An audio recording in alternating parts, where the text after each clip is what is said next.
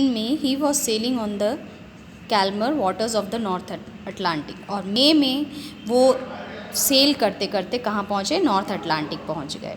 और उस समय जब नॉर्थ अटलांटिक पहुँचे उस समय जो सी थी वो बिल्कुल भी रफ़ नहीं थी, मीन्स उसमें बिल्कुल भी किसी भी तरह का स्टॉर्म नहीं आ रहा था और किसी तरह की उसमें वेव्स नहीं उठ रही थी और बिल्कुल जो काम था, सी बिल्कुल काम था। और इस वजह से उन्होंने अपनी वॉयज को बहुत ही इन्जॉय किया।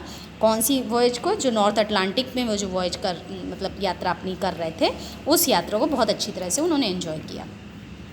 The voyage was nearly at an end. अब जो उनकी यात्रा थी वो लगभग समाप्त होने को आई थी, ख़त्म होने जा रही थी। तो ख़त्म होती कहाँ पे, प्लाईमाउथ पे। तो it was only 2 days away. अब प्लाईमाउथ पहुँचने में उन्हें केवल 2 दिन का समय चाहिए था। 2 दिन बाद वो प्लाईमाउथ पहुँच जाते। ही रीच्ड प्लाईमाउथ ऑन 27 मई 1967। तो बच्चों आपको ये जो डेट्स इसमें आ रही हैं ये आपको लर्न करनी है कि वो कब उन्होंने अपनी जर्नी स्टार्ट की, कब कहाँ पे पहुँचे और कब उन्होंने अपनी जर्नी को एंड किया। तो देखिए, तो ही रीच प्लाईमाउथ, कब पहुँच गए, प्लाईमाउथ कब पहुँचे, 27 मई को 1967। और कितनी डेज़ की उनकी पूरी वॉयज थी, 226 डेज़।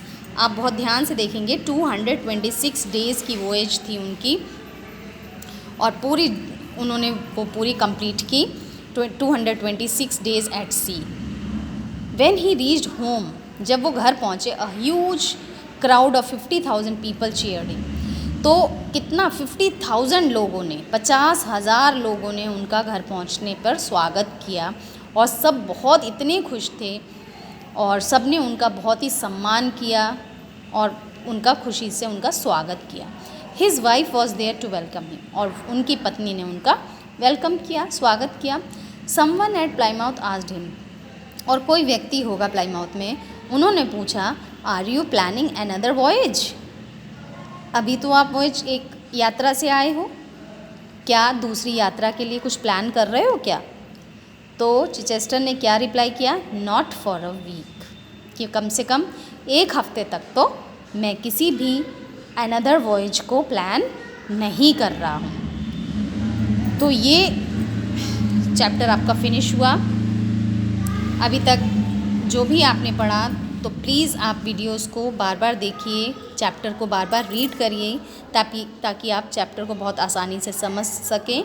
और जहाँ पे भी आपको परेशानी कोई दिखाई दे तो आप पूछ सकते हैं बेटा, ठीक है। उसे आप बार बार वीडियो देखेंगे तो आपको समझ में आ जाएगी। So thank you children.